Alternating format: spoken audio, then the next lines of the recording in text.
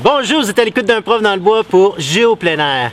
Les trousses de premiers soins sont parfois encombrantes, mais elles sont indispensables à toute sortie en plein air. J'ai demandé à deux experts de traiter de ce sujet important. Olivier Ménard, qui est ultramarathonien, omnipraticien, médecin de montagne et médecin d'urgence. Emmanuel Daigle, qui est ultramarathonien, guide de trek en haute altitude, conseiller technique et secouriste en région isolée. Trousse de premiers soins. Trop souvent, ce qu'on se rend compte, c'est que vous n'en avez pas avec vous.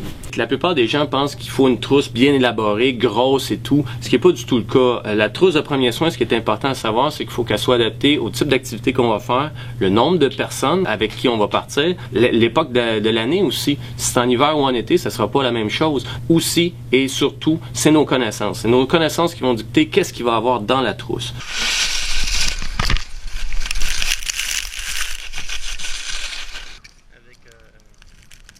Si vous ne savez pas par où commencer, on vous a monté un petit palmarès des 5 items qui sont vraiment essentiels à votre trousse de premiers soins. Commencez simplement par un bon vieux sac à sandwich. Les diachylons, très important. On va avoir le nécessaire pour les brûlures et ampoules, communément appelées second skin. On va avoir quelque chose pour absorber le sang. Donc, une serviette sanitaire, c'est très efficace. Un petit ruban adhésif, un petit rouleau de ruban adhésif, très pratique. Et des épingles de sûreté. Et voilà. Et bien évidemment, nous prenons pour acquis que vous transportez toujours un couteau ou un outil multiples usages. Oh! Ce qui est important aussi à savoir dans une trousse de premiers soins, c'est que premièrement, il faut que la trousse soit imperméable. C'est pour ça que le petit truc du Ziploc, c'est un bon truc parce qu'en partant, il y a la base, c'est imperméable. Donc si votre trousse n'est pas imperméable, assurez-vous d'avoir un sac pour la protéger, parce que s'il y a de l'eau dedans, votre stock va être foutu. C'est important également que quand on ouvre la trousse de premiers soins, ça soit bien ordonné, que ça soit pas pêle-mêle là-dedans. Donc s'il y a une urgence, on va savoir où chercher sans s'énerver. Ouvrez-la souvent, remplacez les items que vous avez utilisés, remplacez ce qui a été périmé. Et plus vous allez jouer avec votre trousse, plus vous allez être à l'aise, plus vous allez savoir exactement où sont chacun des items, puis vous allez les trouver rapidement, ils vont être tout de suite sous votre main.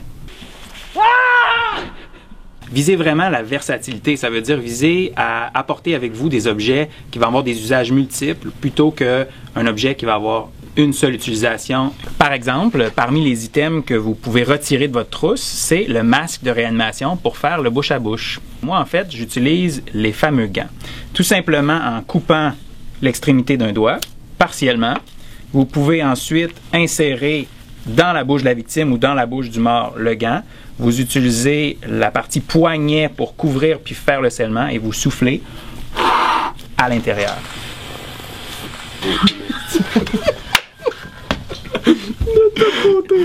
Comme la coupure est incomplète, c'est sûr que c'est pas une valve qui va être parfaite, mais c'est quand vous allez réussir à ranimer votre victime et par exemple si elle vomit, vous allez avoir une certaine protection avec le gant.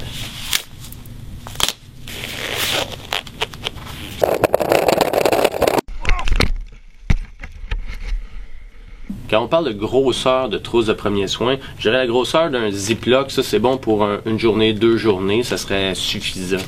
Une grosseur comme celle-là à peu près, ça on va considérer pour plusieurs jours, 2, 3, 4 jours même. Quand on tombe dans ces grosses trousses-là, c'est vraiment pour des trousses de groupe, longue durée, pour quelqu'un qui sait exactement qu'est-ce qu'il fait parce qu'il y a vraiment beaucoup de volume dans une grosse trousse comme ça. Donc nul besoin d'avoir ça pour partir pour une fin de semaine.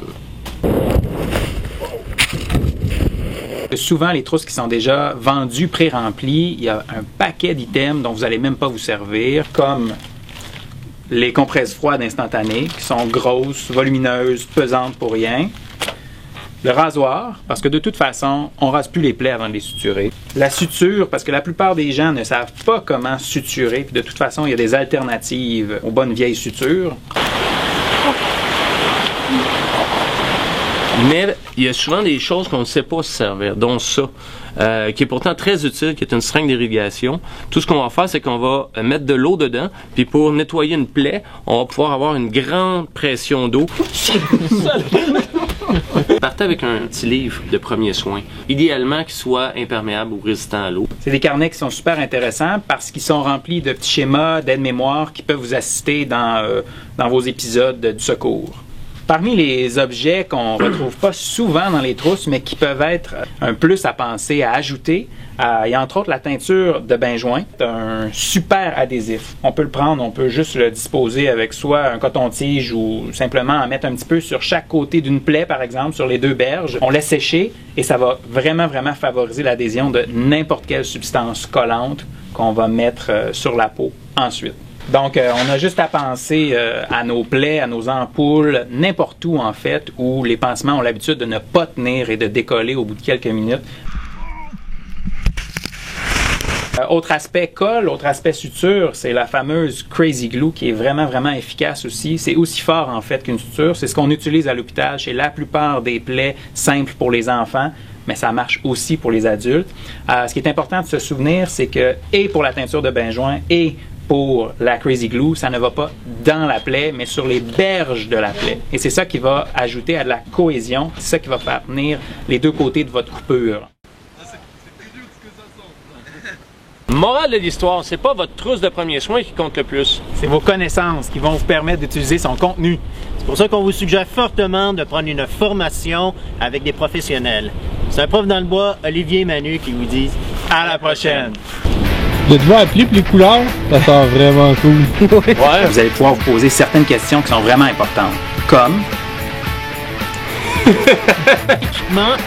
Je dis n'importe quoi. Hein? Ouais, c'est grave. C'est la trousse qui compte, mais vos connaissances. Moi, il faut que tu dises ça. C'est pas le contenu. Ça va? Non. Manu qui vous dit oui. À la prochaine.